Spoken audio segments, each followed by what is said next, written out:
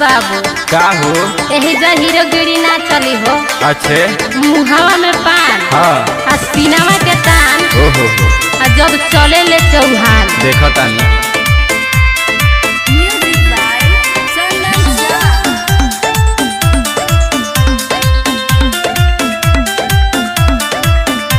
अरे हमारा गली में के कर करेलू बराई बात न बराबर गोरी हो जाई लड़ाई।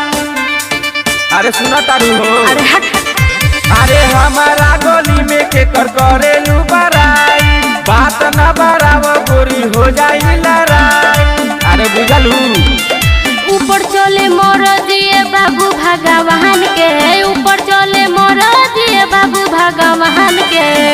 अच्छा है नीचे चलेला रंगदारी चौहान के नीचे चलेला रंगदारी चौहान के।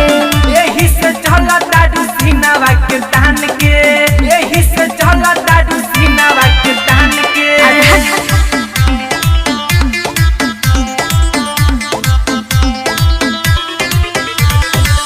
खाली चलेला रंगदारी चौहान के खाली चलेला रंगदारी सुना चौहान के। जोरे वाला जोर के हो जाई राख हो ढेर जदी बोलब त कटी जाई पाख हो।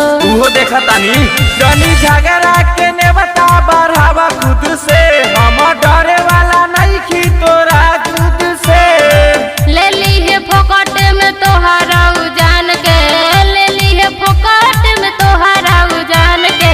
गजरा मुरई हो हाँ, नीचे चलेला रंगदारी चौहान के नीचे चलेला रंगदारी चौहान के।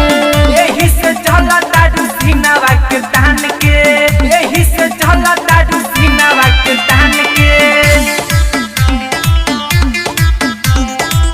खाली चलेला रंगदारी चौहान के खाली चलेला रंगदारी चौहान के। चले नु अभिषेक चौहान के बोला बाला चंदन रखे से तू कर जनी हाला। गोरी धमकी से तोरा डरे वाला नहीं की हम लड़ जाई पीछे हटे वाला नहीं की।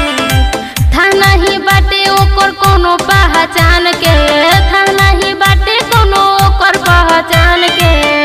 अरे तो हम क्या करी नीचे चलेला रंगदारी चौहान के नीचे चलेला रंगदारी चौहान के। यही से चला